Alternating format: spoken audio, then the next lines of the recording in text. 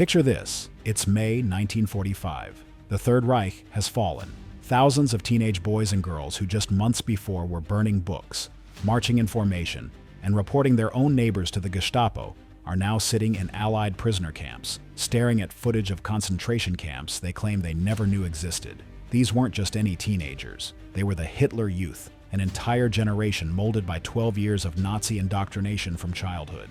What happens to the mind of a 16-year-old who discovers that the ideology they would have died for led to the systematic murder of 6 million people? The story of Nazi teenagers after World War II is one of the most complex and disturbing chapters in modern history, and it begins in the most unlikely place imaginable. The first thing you need to understand about Nazi teenagers after the war is that most of them genuinely had no idea what they had been supporting. This wasn't willful ignorance. It was the result of the most sophisticated propaganda machine in human history, one that had been targeting them since they were old enough to walk. Take the case of Helmut Schmidt, who would later become Chancellor of West Germany. In 1945, he was a 26-year-old Wehrmacht officer who had served on both the Eastern and Western fronts. When British forces captured him and showed him the first films from Bergen-Belsen concentration camp, his reaction was typical of thousands of young Germans: complete shock and disbelief.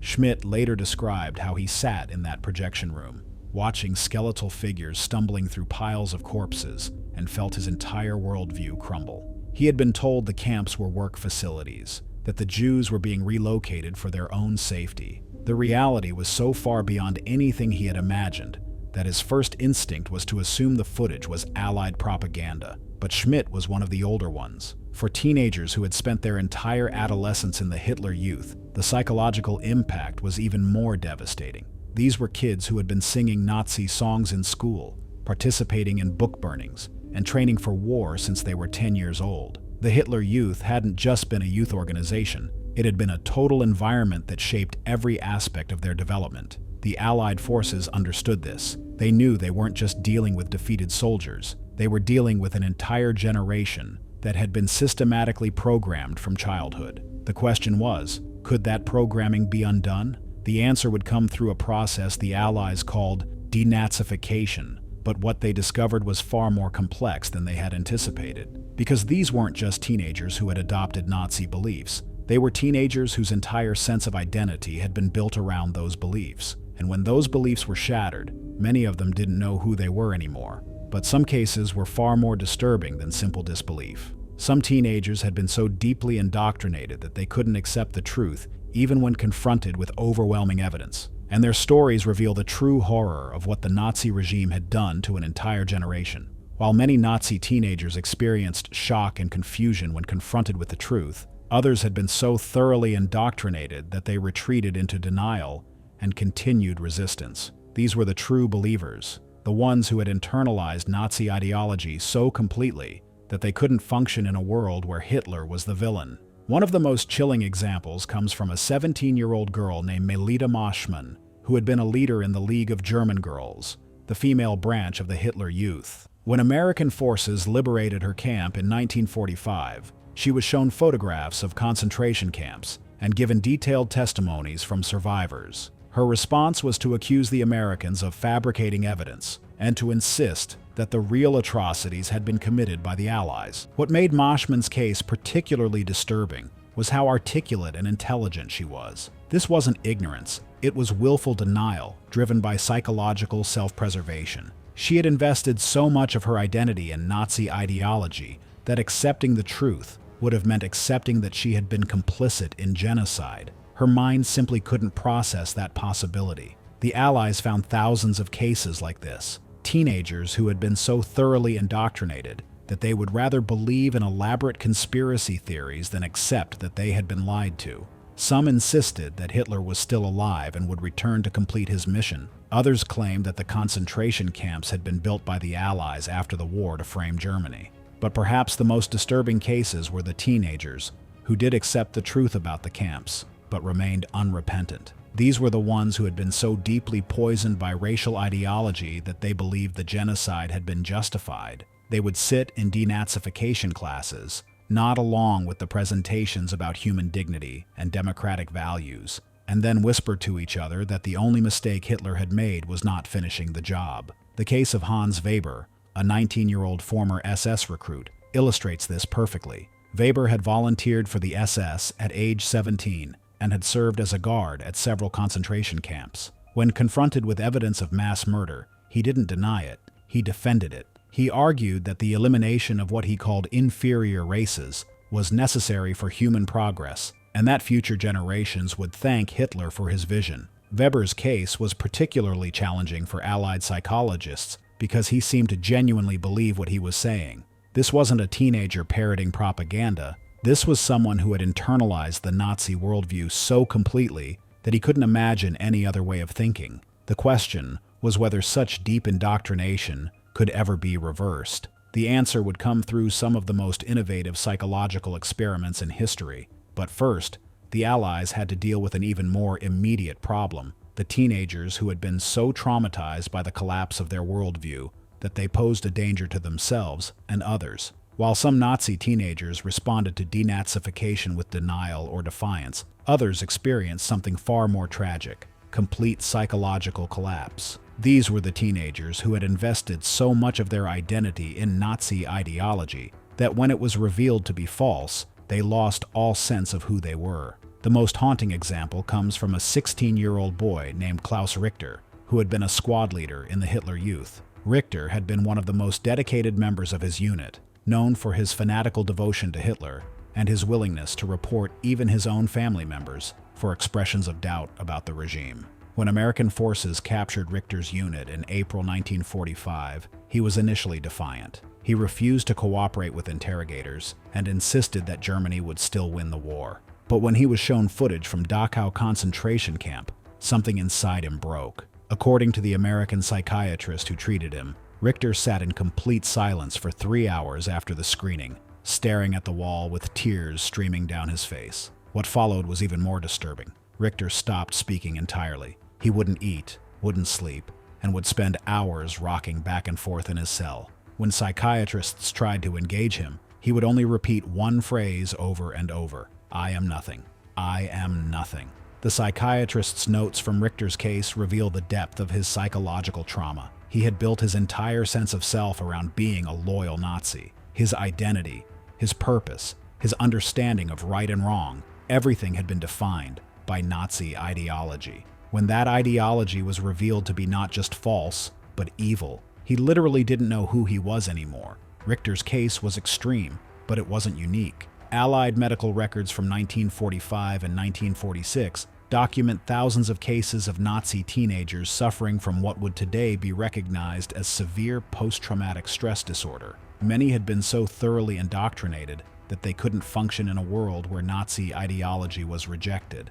Some retreated into catatonic states, others became violent, lashing out at anyone who tried to help them. Still others became obsessed with punishment, believing that they deserved to suffer for their participation in the regime. There were reports of teenagers attempting to harm themselves, convinced that they were irredeemably evil. The case of Ingrid Hoffmann, a 17-year-old former League of German Girls leader, illustrates another dimension of this psychological trauma. Hoffmann had been responsible for organizing book burnings and anti-Jewish demonstrations in her hometown. When she learned about the concentration camps, she became convinced that she was personally responsible for every death. Hoffmann's psychiatrist noted that she would spend hours confessing to crimes she couldn't possibly have committed.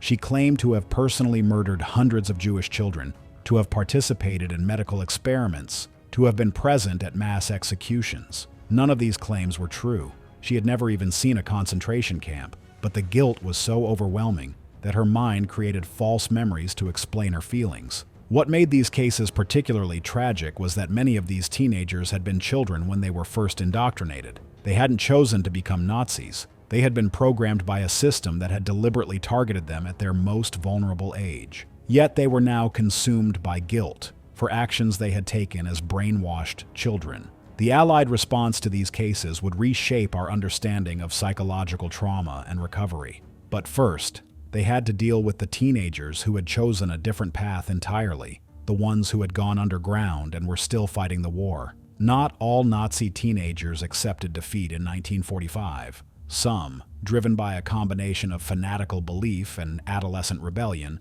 went underground to continue fighting what they saw as a war of liberation. These were the Werewolves, a network of teenage resistance fighters who believed they could resurrect the Third Reich through guerrilla warfare. The Werewolf movement had been planned by Nazi leadership in the final months of the war as a way to continue resistance after Germany's inevitable defeat. But what the planners hadn't anticipated was that the most dedicated members would be teenagers who had been so thoroughly indoctrinated that they couldn't accept the reality of defeat. The story of the Werewolves begins with a 16-year-old girl named Anna Kellner, who had been a leader in the League of German Girls in Bavaria. When American forces occupied her town in April 1945, Kellner didn't surrender. She disappeared into the forests with a group of other teenage Hitler Youth members and began planning attacks on Allied forces. Kellner's group was typical of werewolf cells. They were young, fanatical, and completely unprepared for the reality of guerrilla warfare. They had been trained to march in formation and recite Nazi slogans,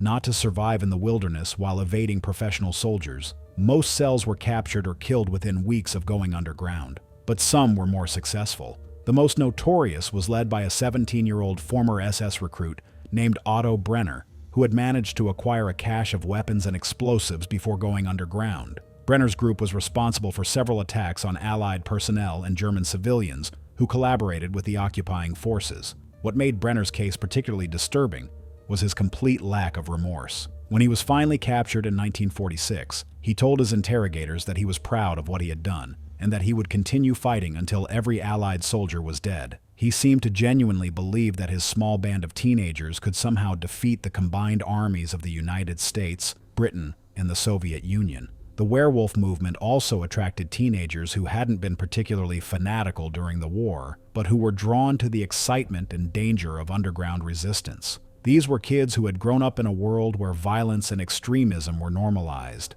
and who didn't know how to function in peacetime. The case of Maria Stern illustrates this perfectly. Stern had been a relatively minor member of the League of German Girls during the war, more interested in the social aspects than the ideology. But when Germany surrendered, she felt lost and directionless. Joining the Werewolves gave her a sense of purpose and belonging that she couldn't find in the occupied zone. Stern's group specialized in what they called cleansing operations, attacks on Germans who cooperated with Allied forces. They would identify suspected collaborators, watch them for weeks to learn their routines, and then strike without warning. The brutality of these attacks shocked even hardened Allied intelligence officers. What made the werewolf movement particularly dangerous was that it attracted not just true believers, but also teenagers who were simply lost and angry. These were kids who had been raised to believe that violence was the solution to every problem, and who couldn't adapt to a world where conflicts were resolved through negotiation and compromise.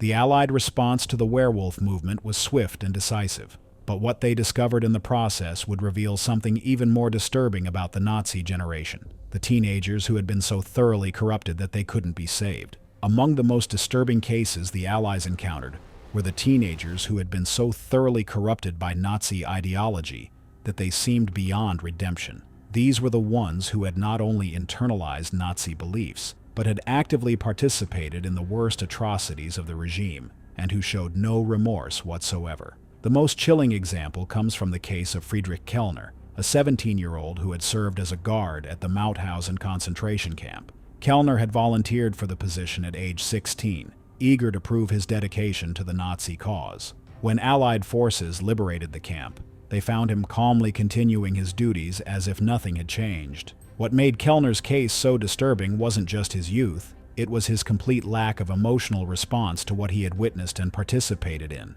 When interrogated about the mass killings at Mauthausen, he described them in the same tone he might have used to discuss the weather. He didn't deny what had happened, but he also didn't seem to understand why anyone would consider it wrong. Allied psychiatrists who examined Kellner were baffled by his psychological profile. He wasn't mentally ill in any conventional sense. He could reason logically, understood cause and effect, and was capable of forming relationships with other people. But he seemed to have no capacity for empathy or moral reasoning when it came to the victims of the camps. The psychiatrist's notes describe how Kellner would sit in interviews, politely answering questions about mass murder with the same detached professionalism he had shown as a guard.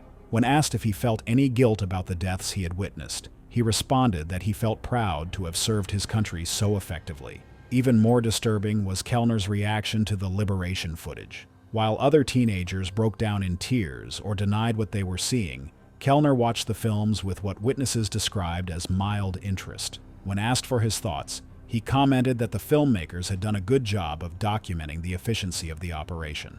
Kellner's case raised profound questions about the nature of evil and the possibility of redemption. Here was a teenager who had been shaped by Nazi ideology during his most formative years, but who seemed to have embraced that ideology so completely that he had become something less than human. The question was whether such a person could ever be rehabilitated. The answer would come through some of the most controversial experiments in the history of psychology. But first, the Allies had to deal with an even more immediate problem: the teenagers who had been so damaged by their experiences that they posed a continuing threat to society. Another case that haunted Allied investigators was that of Greta Hoffmann, an 18-year-old who had served as a nurse at a euthanasia facility where disabled individuals were systematically killed. Hoffmann had been recruited at age 16 and had quickly distinguished herself as one of the most efficient staff members. What made Hoffmann's case particularly disturbing was that she had genuinely believed she was helping people.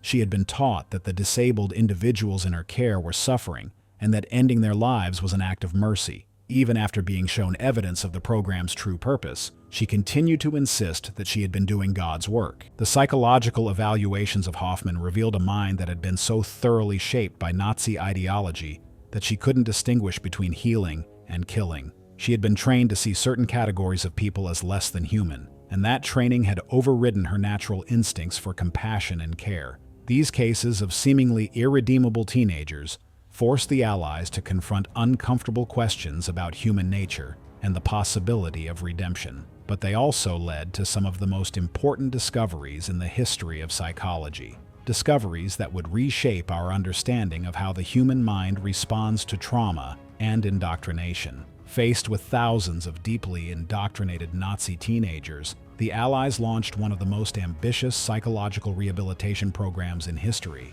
Led by American psychiatrist Dr. Robert Lifton and British psychologist Dr. Margaret Mead, the program aimed to understand how Nazi indoctrination worked and whether it could be reversed. The experiments began in 1946 at a special facility in Bavaria that had been converted from a former Hitler Youth Training Center. The irony wasn't lost on the researchers. They were trying to undo Nazi brainwashing in the same buildings where it had been perfected. The first phase of the program involved intensive psychological evaluation of selected teenagers. Researchers used a combination of interviews, psychological tests, and brain imaging technology that was revolutionary for its time. What they discovered challenged everything they thought they knew about human psychology. The most significant finding was that Nazi indoctrination had literally rewired the brains of these teenagers. Brain scans showed abnormal activity in the regions associated with empathy and moral reasoning. The teenagers who had been most thoroughly indoctrinated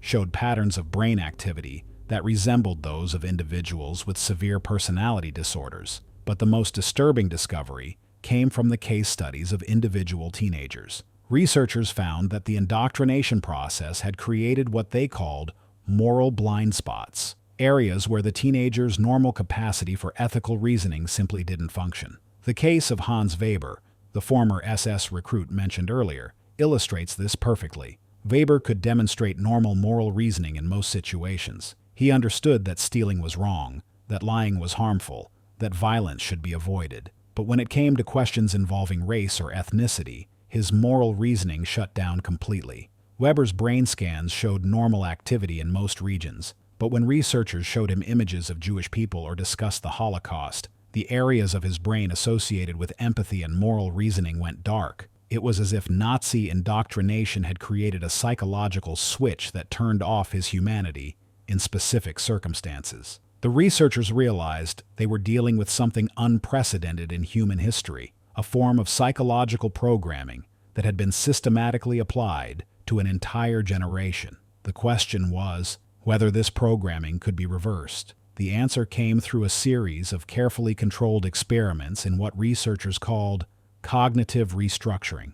The process involved gradually exposing teenagers to evidence that contradicted their Nazi beliefs while providing emotional support and alternative frameworks for understanding the world. The most successful technique was called empathy training. Researchers would pair Nazi teenagers with Holocaust survivors and encourage them to form personal relationships. The goal was to force the teenagers to confront the humanity of the people they had been taught to hate. The results were extraordinary. In case after case, researchers documented teenagers who had been completely transformed by these encounters. The brain scans showed that the moral blind spots could be gradually eliminated through intensive therapy and exposure to contradictory evidence, but the process was neither quick nor easy. The average rehabilitation took between 2 and 3 years, and even then, some teenagers showed signs of relapse when exposed to Nazi symbols or rhetoric. The researchers realized they were dealing with a form of psychological damage that might take generations to fully heal. The most successful case was that of Ingrid Hoffmann, the former League of German Girls leader who had initially been consumed by guilt. Through a combination of therapy, education, and personal relationships with Holocaust survivors, Hoffmann was able to reconstruct her sense of identity and moral reasoning. By 1948, Hoffmann had become one of the most effective advocates for Holocaust education in Germany. She would travel to schools and youth organizations, sharing her story and warning others about the dangers of extremist ideology. Her transformation from fanatical Nazi to human rights advocate became a model for rehabilitation programs around the world. But not all cases were successful. Some teenagers proved to be completely resistant to rehabilitation efforts. These were the ones who had been so thoroughly corrupted by Nazi ideology that they couldn't function in a world where their beliefs were rejected. Despite the success of many rehabilitation programs, a significant number of Nazi teenagers proved to be completely resistant to change. These were the ones who had internalized Nazi ideology so completely that they would rather retreat into fantasy than accept the reality of defeat. The most troubling example comes from the case of Walter Brenner, a 19-year-old former Hitler youth leader who had been captured in Berlin in 1945. Brenner had been selected for the rehabilitation program because of his intelligence and leadership abilities. Researchers believed he could become a powerful advocate for democratic values if he could be successfully deprogrammed. But Brenner proved to be completely resistant to every form of intervention. He would participate in therapy sessions, attend educational programs, and even form superficial relationships with Holocaust survivors. But underneath, he remained completely unchanged in his fundamental beliefs. The breakthrough came when researchers discovered that Brenner had been keeping a secret diary throughout his rehabilitation. The diary entries revealed a mind that had retreated into an elaborate fantasy world where Nazi Germany had actually won the war, and where his current situation was part of a complex test of his loyalty. In Brenner's fantasy, the Allied occupation was a temporary setback that would soon be reversed. He believed that Hitler was still alive and orchestrating a secret resistance movement from a hidden base in Antarctica. The rehabilitation program, in his mind, was a way of identifying true believers who could be trusted with important missions in the coming Nazi restoration. What made Brenner's case particularly disturbing was how sophisticated his fantasy had become. He had created an entire alternate reality, complete with secret codes, hidden messages, and elaborate explanations for every piece of contradictory evidence. When shown photographs of concentration camps, he would nod solemnly and explain that these were actually Allied propaganda facilities designed to test his commitment to the truth. The researchers realized they were dealing with a form of psychological defense mechanism that was virtually impenetrable. Brenner's mind had protected itself from traumatic truth by creating an alternative reality so elaborate that it could explain away any evidence to the contrary. Similar cases emerged throughout the rehabilitation program. Teenagers who had been so thoroughly indoctrinated that they couldn't function in a world where Nazi ideology was rejected.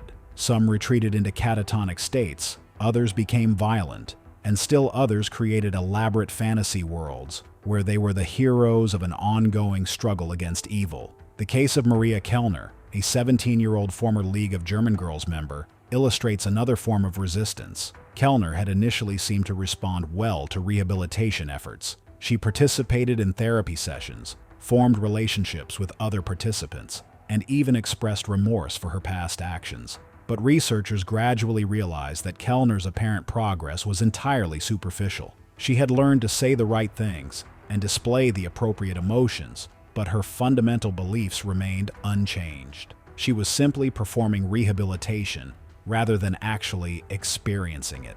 The discovery came when researchers monitored Kellner's brain activity during rehabilitation sessions. While she was expressing remorse and empathy, her brain scans showed patterns consistent with deception and emotional manipulation. She had learned to mimic the responses that would get her released from the program, but she hadn't actually changed at all. Even more disturbing was what happened to Kellner after she was released. Within months, she had made contact with other former Nazis and was involved in organizing underground networks dedicated to preserving Nazi ideology. She had used her rehabilitation experience to become more effective at hiding her true beliefs, not to actually change them. These cases of resistance forced researchers to confront uncomfortable truths about the limits of psychological intervention. Some forms of indoctrination seem to create permanent changes in personality and moral reasoning that couldn't be reversed through any known therapeutic technique. But perhaps the most disturbing cases were the teenagers who had been so damaged by their experiences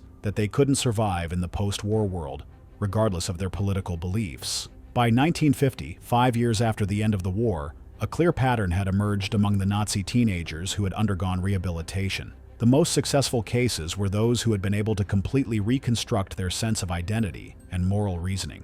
These individuals didn't just reject Nazi ideology, they became some of its most effective opponents. The story of Klaus Richter, the former Hitler youth leader who had initially suffered a complete psychological breakdown, illustrates this transformation perfectly. Through intensive therapy and gradual exposure to Holocaust survivors, Richter was able to rebuild his sense of self from the ground up. By 1948, Richter had become one of the most effective advocates for Holocaust education in Germany. He would travel to schools and youth organizations, sharing his story and explaining how ordinary teenagers could be manipulated into supporting genocide. His presentations were particularly powerful because he didn't just condemn Nazi ideology, he explained how it had worked on him personally. Richter's transformation was so complete that he eventually became a professor of psychology, specializing in the study of extremist indoctrination. His research on how young people are recruited into terrorist organizations became influential throughout the world. He had turned his personal experience with brainwashing into a tool for preventing others from falling into the same trap. But Richter's success came at a tremendous personal cost. The process of confronting his past actions and beliefs had left him with severe depression and anxiety that persisted for the rest of his life. He would later describe the rehabilitation process as necessary but traumatic, like performing surgery on his own soul. The case of Ingrid Hoffmann, the former League of German Girls leader, shows another pattern among successful rehabilitation cases. Hoffmann had channeled her guilt and remorse into a lifelong commitment to human rights activism. She became one of the founding members of several organizations dedicated to Holocaust remembrance and education. What made Hoffmann's case particularly remarkable was her ability to use her personal experience to connect with other young people who were at risk of extremist recruitment. She understood the psychological appeal of extremist ideology because she had experienced it herself. Her warnings about the dangers of hate and intolerance carried special weight because she could speak from personal experience. But Hoffmann's success also came with ongoing challenges. She struggled with recurring nightmares and flashbacks related to her time in the League of German Girls. She had to be careful about exposure to Nazi imagery or rhetoric, which could trigger severe anxiety attacks. The rehabilitation had been successful, but the psychological scars remained. The most successful rehabilitation cases shared several common characteristics. They had been relatively young when first exposed to Nazi ideology. They had strong family or community support systems, and they had been able to form meaningful relationships with Holocaust survivors or other victims of Nazi persecution. But perhaps most importantly, they had been able to find new sources of meaning and purpose that were incompatible with their former beliefs. Richter found purpose in education and research. Hoffmann found it in human rights activism. Others found it in religion, art, or family life. The key seemed to be that successful rehabilitation required not just the removal of Nazi beliefs,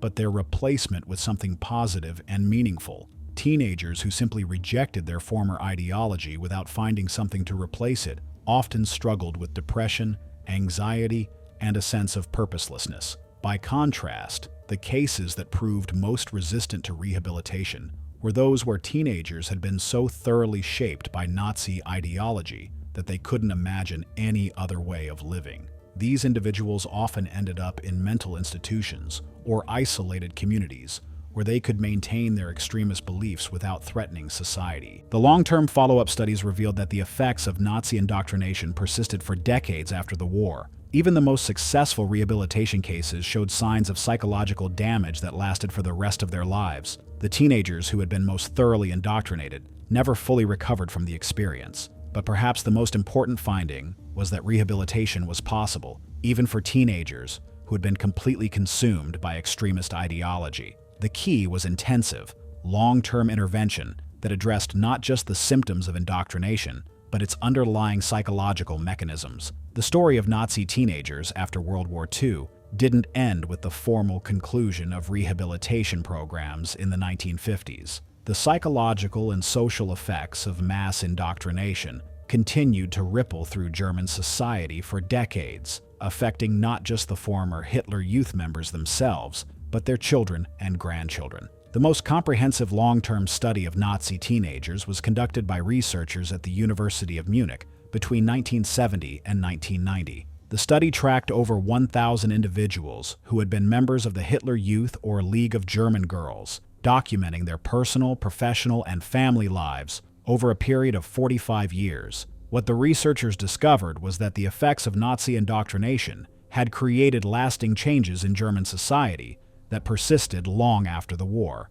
Even the most successfully rehabilitated former Nazis showed subtle but persistent differences in their attitudes, relationships, and parenting styles compared to Germans who had not been exposed to Nazi ideology. The case of Hans Weber, the former SS recruit who had initially been completely resistant to rehabilitation, illustrates one pattern of long-term adaptation. Weber had eventually undergone a gradual transformation in the 1960s, not through formal therapy, but through exposure to the changing social climate of post-war Germany. By the 1970s, Weber had become a quiet advocate for Holocaust education, though he never achieved the dramatic transformation seen in cases like Klaus Richter. He worked as a teacher in a small Bavarian town, where he would incorporate lessons about the dangers of extremism into his history classes. His approach was subtle and understated, but students later reported that his personal testimony about the Nazi period had been deeply influential. What made Weber's case particularly interesting was how his transformation had affected his family life. His children described him as an unusually protective and anxious parent who was constantly worried about the influence of extremist ideas on young people. He had developed what researchers called hypervigilance about political manipulation, which had both positive and negative effects on his family relationships. His daughter, interviewed in 1985, described how her father would become visibly agitated when watching news reports about political rallies or youth movements. He would obsessively analyze political speeches for signs of manipulation and would forbid certain books and films in their household. While this vigilance protected his children from extremist influences, it also created an atmosphere of fear and suspicion that affected their ability to engage with the political process. The study also revealed disturbing patterns among former Nazi teenagers who had never undergone formal rehabilitation. These individuals, who had simply been released into post-war society without systematic deprogramming, showed much higher rates of depression, anxiety, and social isolation than the general population. Many had struggled to form meaningful relationships or maintain stable employment. They had difficulty trusting authority figures and often displayed what researchers called moral confusion, an inability to distinguish between legitimate and illegitimate forms of political authority. The case of Friedrich Kellner, the former concentration camp guard who had shown no remorse during his initial interrogation, illustrates the long-term consequences of unresolved indoctrination. Kellner had been released from Allied custody in 1948 and had spent the next 40 years living in increasing isolation and paranoia. By the 1980s, Kellner had become convinced that he was being secretly monitored by Jewish organizations seeking revenge for his wartime activities. He had developed elaborate conspiracy theories about international plots against former Nazis and had become increasingly disconnected from reality. The researchers who interviewed Kellner in 1985 found a man who had never come to terms with his past actions. He alternated between denying his involvement in mass murder and justifying it as necessary for German survival. His mind had never developed the capacity for moral reasoning that had been destroyed by Nazi indoctrination. Kellner's living conditions reflected his psychological state. His apartment was filled with newspapers clippings about alleged Jewish conspiracies, maps with mysterious markings, and photographs of Nazi leaders that he claimed were necessary for documentation purposes. He had constructed an elaborate surveillance system in his home, convinced that he was being watched by hidden cameras. Perhaps most disturbing were the cases of former Nazi teenagers who had passed their unreconstructed beliefs on to their children. The study documented several families where extremist ideology had been transmitted across generations, creating what researchers called hereditary extremism. The children of these families often displayed the same psychological patterns as their parents: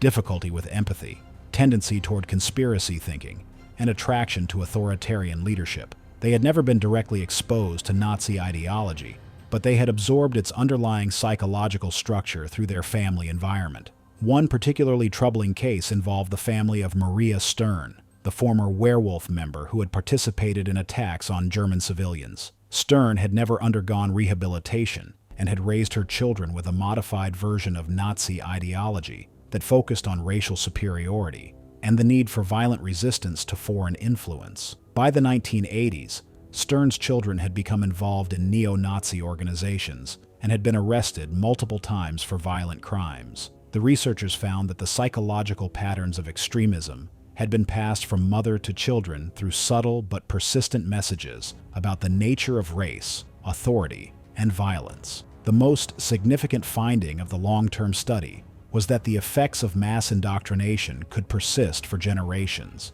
even in societies that had formally rejected extremist ideology. The psychological damage caused by Nazi indoctrination hadn't just affected the teenagers who had directly experienced it. It had created lasting changes in German culture that continued to influence behavior decades after the war. The researchers identified what they called cultural scars, persistent patterns of behavior, belief, and social organization that reflected the lasting impact of Nazi indoctrination. These included heightened sensitivity to authority, difficulty with democratic participation, and a tendency toward political extremism that persisted long after the formal end of the Nazi regime. But the study also revealed reasons for hope. The former Nazi teenagers who had undergone successful rehabilitation had generally raised children who were more resistant to extremist appeals than the general population. Their personal experience with indoctrination had made them particularly effective at teaching their children to think critically about political messages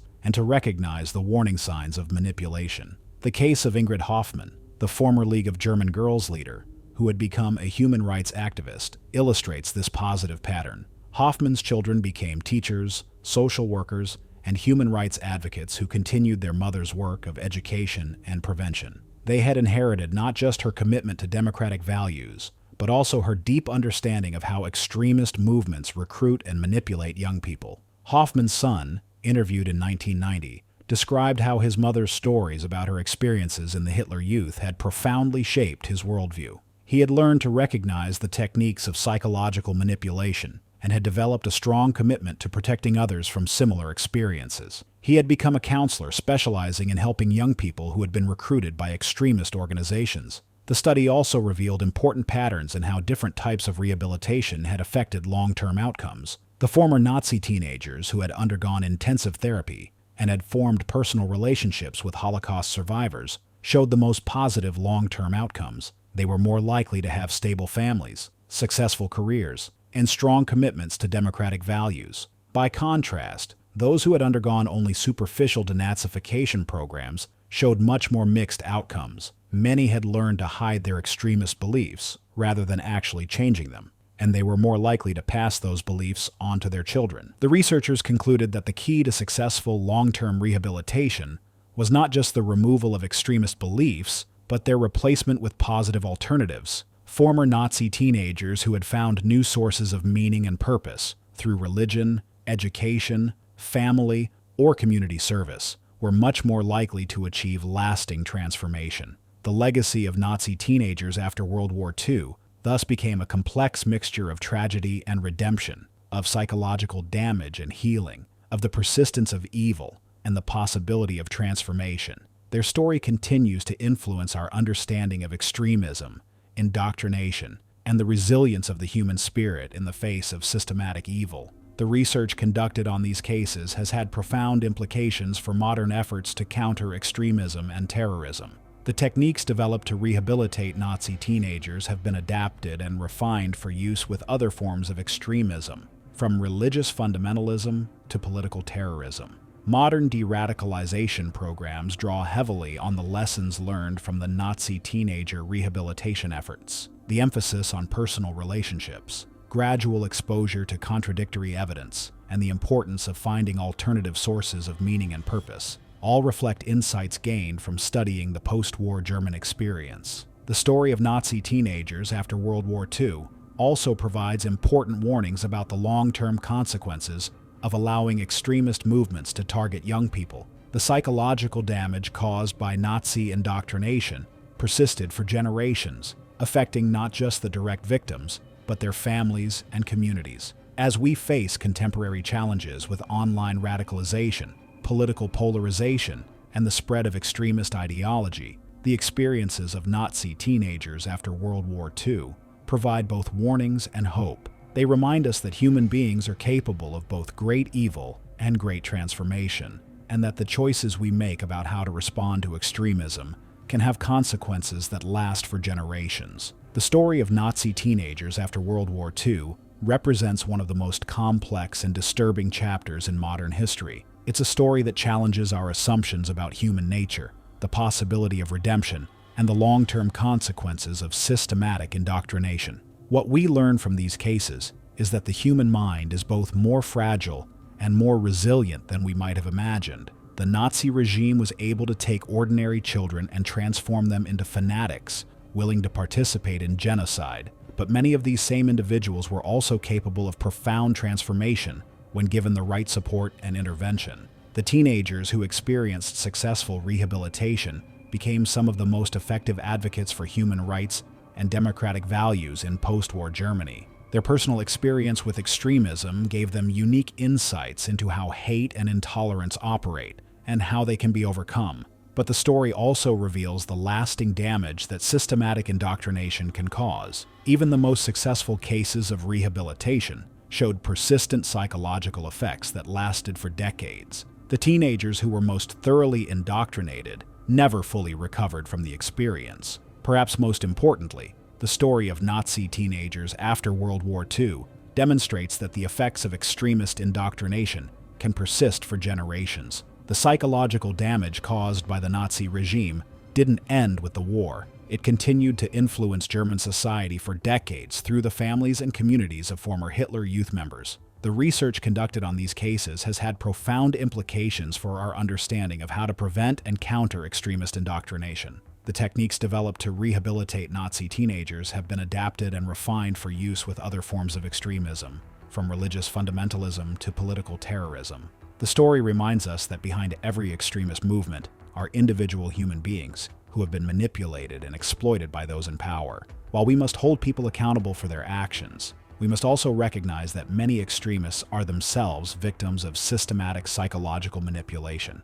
The Nazi teenagers who lived through the collapse of the Third Reich and the difficult process of rehabilitation have left us with important lessons about the nature of evil, the possibility of redemption, and the resilience of the human spirit. Their story continues to resonate today as we confront new forms of extremism and indoctrination in our own time. As we face contemporary challenges with political polarization, online radicalization, and the spread of extremist ideology, the experiences of Nazi teenagers after World War II provide both warnings and hope. They remind us that human beings are capable of both great evil and great good,